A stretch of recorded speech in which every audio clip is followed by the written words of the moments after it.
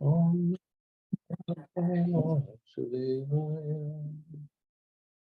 Narayanam Namaskritya Naram Chaiva Narottamam Devim Saraswatim Vyasam Tato Jayamudivya Nashtaprayeshu Bhadreshu Nityam Bhagavatasya Bhagavati Uttam Shloke Bhagavati Naistiki. So continuing with the discussion on Nectar of Instruction, verse number 6. So carrying on where we left yesterday. So about Prabhupada was talking about Swami or Goswami. So anybody who's controller of his senses can be called a Goswami or Swami, not necessarily born in a Goswami family. According to this formula, the Goswamis who are descendants of Sri Nityananda Prabhu and Sri Advaita Prabhu are certainly devotees, but devotees coming from other families should not be discriminated against. Indeed, whether the devotees come from a family of previous acharyas or from an ordinary family, they should be treated equally. One should not think, oh, here is an American Goswami and discriminate against. Nor should one think, here is a Nityananda Vansha Goswami. There is an undercurrent of protest against our awarding the title Goswami to the American Vaishnavas of the Krishna consciousness movement. Sometimes people flatly tell the American devotees that the sannyasa title of Goswami is not bona fide. However, according to the statements of Srila Rupa Goswami in this verse, an American Goswami and a Goswami in the family of acharyas are non-different. So yeah, so anybody who has proved himself a controller of the senses and made tremendous progress in spiritual life, he can be awarded this title, Goswami. And it's not just a family name. Yes, though, as Prabhupada said, those are descendants of Nityananda Prabhu and Advaita Prabhu. They're certainly devotees, no doubt. And I did meet one of those Nityananda Gosai at Radhakund last time.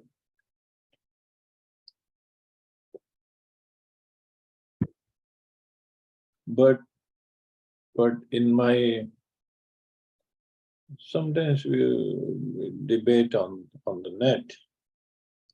And there was a person in America, I was in IT industry, and he also said, I am also from Nityananda Vansha. Okay, going by his words, well, yes, I gave him respects, but he's not doing the work of a Vaishnava, not acting like a Vaishnava. What to do? So we have to see who's doing what and what kind of characters one has. Then one should be given proper respect. Prabhupada further says, on the other hand, a devotee who has attained the title of Goswami but is not born of a Brahmin father or of a Goswami in the family of Nityananda or Advaita Prabhu should not be artificially puffed up by thinking that he has become a Goswami. Yeah, that also is true. Becoming artificially puffed up. Oh, I am a Goswami and I'm this or I'm that, I'm so qualified. Prabhupada knew this situation would come. So once some devotees, they were sitting with Prabhupada and they said, Prabhupada, we were born as Malechas and we did all sorts of nonsense things. I don't know exact words, but these are my words. And I mean, how can we understand our qualification that we got a guru like you and we are serving you, serving Radha Krishna?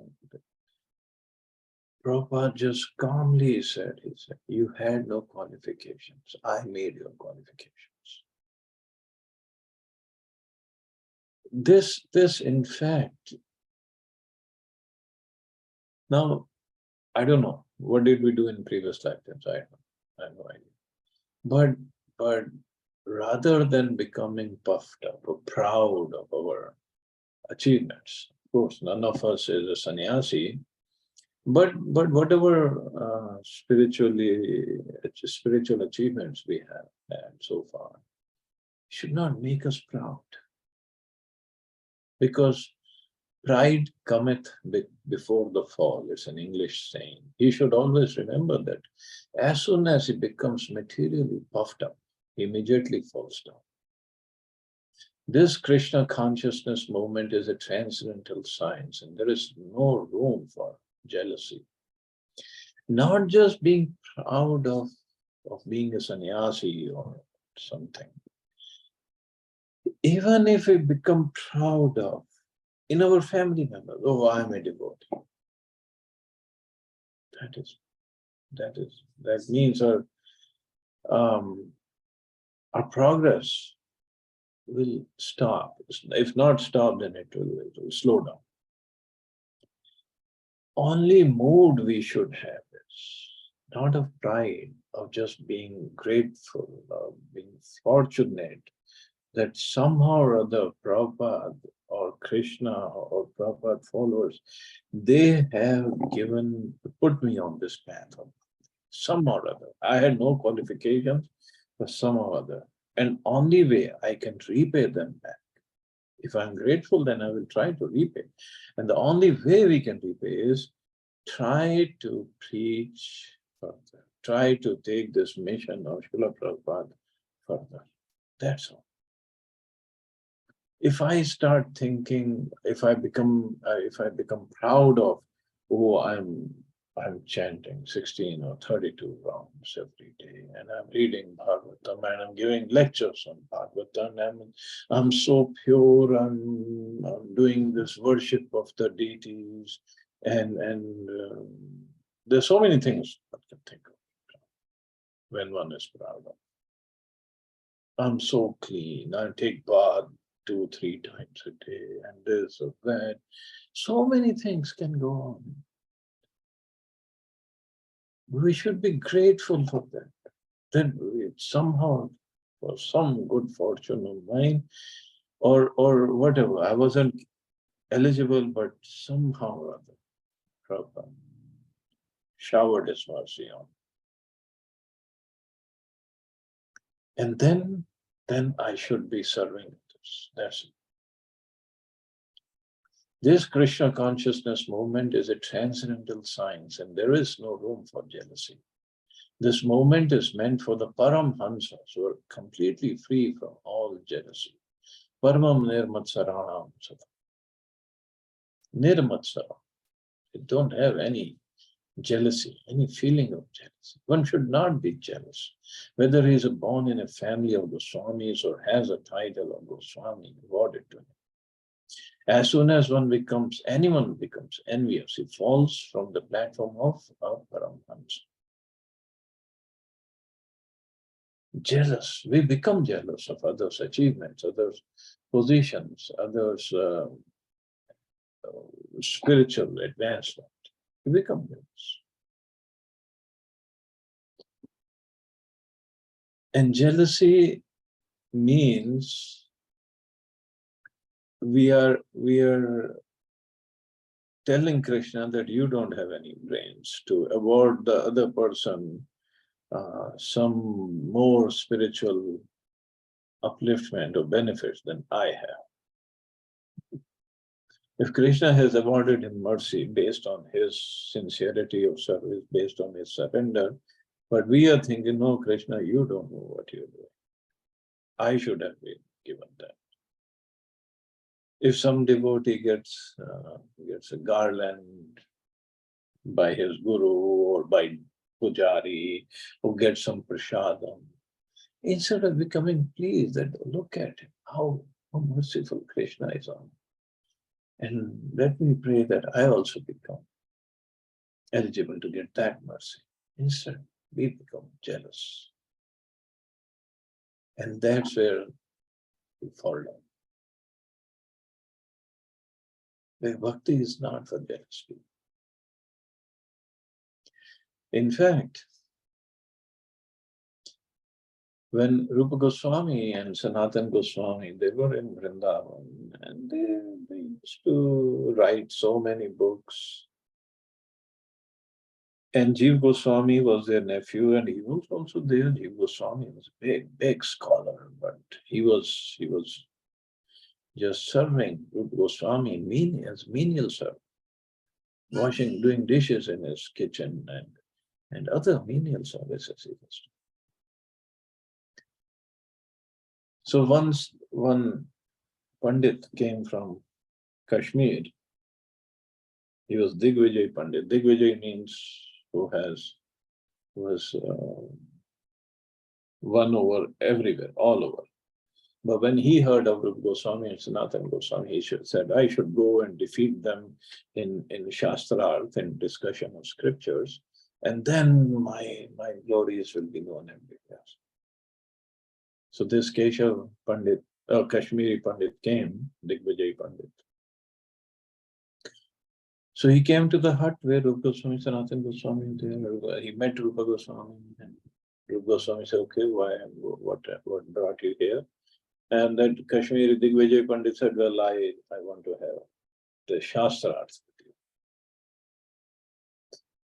you. Rupa Goswami understood his heart. Rupa and Sanatana both, they understood his heart. He just wants to get into this argument, discussion, and he just wants to show off his knowledge. And we are not in that kind of business. They said, well, Panditji, we are accepting defeat right away, before even Shastra, because we know we cannot match your qualifications. So what should we do? And that Pandit said, oh, if you already accepted defeat, just sign this paper, Ghoshana Patra, that you have accepted defeat, that I have defeated you. They said, okay, yeah, tell us, where do we sign? And they both signed and let him go. So this Digvijay Pandit, he was coming out of the room of the Goswami, Sanatana Goswami. And he was very happy, and he was saying, oh, I have defeated Rupa and Sanatana Goswami, and people used to say they are big Pandits, and there's nobody who could defeat me. I defeated them. They accepted defeat. Jiva Goswami was a little boy. He was nephew of Rupa and Sanatana Goswami, and he was washing pots in the kitchen, and he heard. He said, what in the world is he talking about? He defeated my uncles, Rupa and Sanatana? Who in the world is this guy? So he came out and he said, Digvijay Pandit, just show me that letter that my uncles have signed. Or Rupa and Sanatana Goswami. He showed him the letter. Jiva Goswami kept the letter. He said, okay, let's first find out what exactly do you know and how did you defeat them. And Jiva Goswami sat down with that Pandit for some time, and he defeated him left and right in the understanding of scriptures. And that Digvijay Pandit ran away from that. What kind of Rupa Goswami and his Sanatana Goswami, their servant can defeat me. So what about them? I'm glad I didn't get into discussion with them. So Rupa Goswami found out that Jiva Goswami got into this discussion with that Digvijay Pandit. And Rupa Goswami called Jiva Goswami. He said, why did you waste your time in arguing with that Pandit? It's no use. Moreover, you have proven that you are jealous of him. You were jealous of his accomplishments. Because Jiva Goswami wasn't, but Rupa Goswami said you were jealous. That's why you defeated him. And anybody who is jealous has no room he cannot have a stay in Vrindavan. Get out of here. This is how strict Rupa Goswami was. Anybody who's jealous cannot stay in Vrindavan.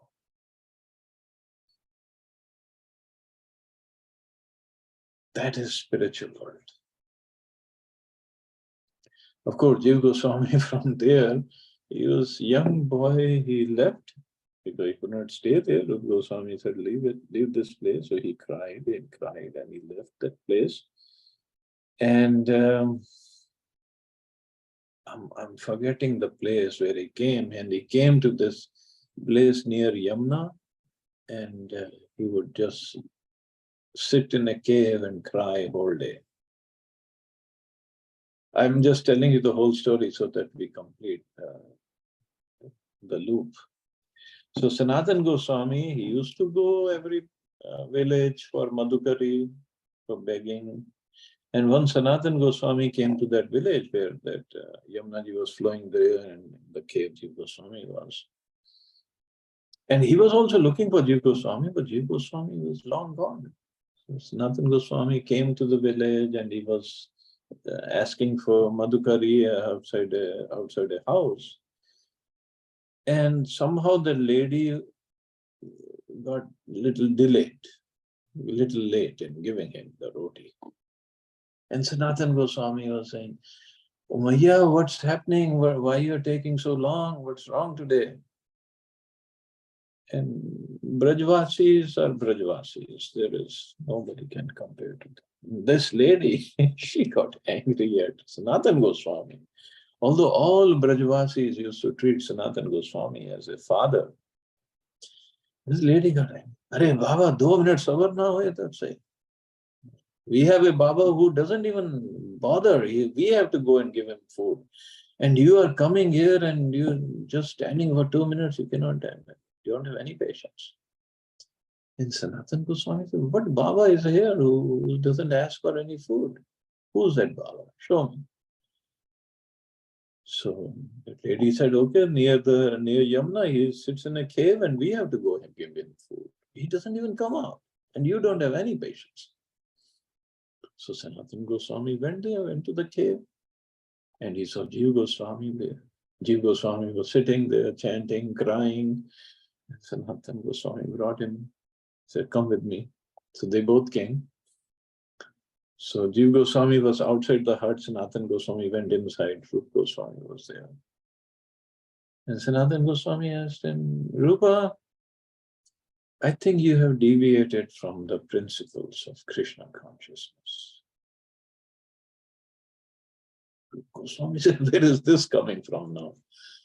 Sanatan Goswami, okay, what are the principles of Krishna consciousness? He said, Namaruchi, there are 3 principles actually. Namaruchi means one should have taste in chanting of holy names. Krishna Seva, service of Krishna, deity, Krishna Dham, and all that. And third is Jivadaya, that have mercy on all the living entities. So Sanatan Goswami said, where is this third principle in you? Jivadaya. You should be merciful on Jiva Goswami. And here is Jiva, to be merciful on him. So then Rupa Goswami said, yes, I was waiting for him. Okay, I got angry at him, but he should be back in his service. So this is just to complete the loop. But the point what that Rupa Goswami made was, one who is jealous, envious, has no place in Vrindavan. Now we think that we go to Vrindavan every once in a while, but I have jealousy in my heart. So how does the equation work here? So the point is, we are struggling to purify. So when we go to Vrindavan, we get darshan of Maya Vrindavan, not real Vrindavan. Of course, that is also purifying, but not real Vrindavan yet. Till these anarthas and jealousy, matsara, it's the last anartha. Very difficult to get rid of, get it out of our heart. Only this is gone, then we'll have real darshan of Vrindavan. And what's the treatment for enviousness? How do we get rid of it? Of course, all these processes of bhakti, very bhakti, wonderful processes, we have to do that. But the thing that really gets this enviousness out of our heart is mood of service. When we are jealous or envious of somebody, we try to bring him down. When we are trying to serve somebody, we are taking a lower position. We are trying to lift everybody because we are taking a lower position. So that's why this mode of service. That's why we get the name Das or Dasi, because we have to inculcate this mode of service. Chanting also, when we approach these weeds, tulsi weeds, in the mode of service. We are asking for Radha and Krishna, please engage me in your service. Not in a mode of the enjoyer or the controller. That's not the mood. If that mood is there, we will not last too long on this path. There will be obstructions.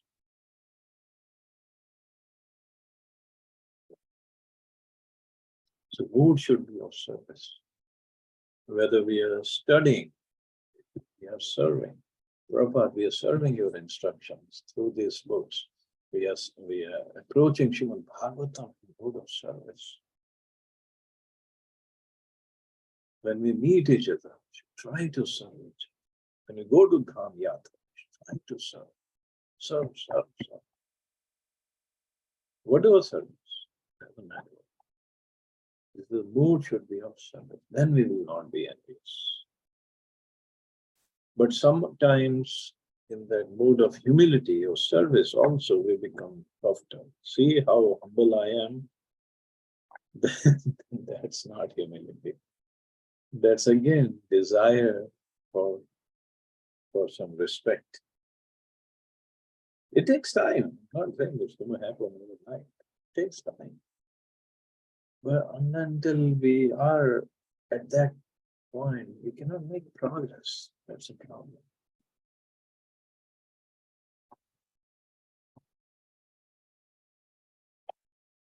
I guess well,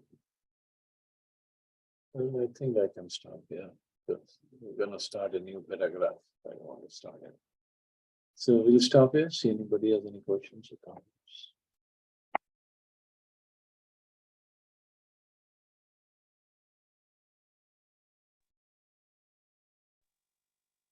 Prabhuji, I have a question here. Yes, brother. See, in this paragraph, it says, even though a pure devotee may not be born in a Brahmana or a Goswami family, now are we assigning a Brahmana, a family to a Brahman? Or am I understanding? Like, are we now confusing between like the Varna and the caste confusion? Like, what does it mean, Brahman family? You educate to become a Brahman. You don't belong to a Brahman family, or you're not born Brahman, right?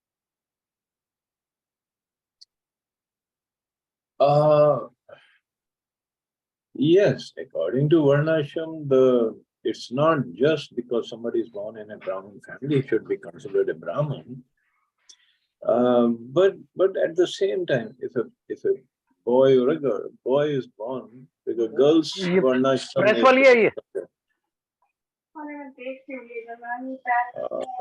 देख ले मैंने तो इतना रख दिया उसमें मैंने press वाली Arora Prabhu, please turn off your mic.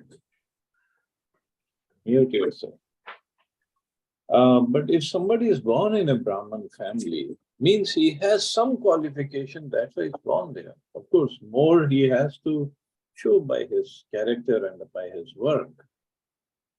But he has some qualities, otherwise, how come a boy or a girl is born in a Brahman family without any qualifications?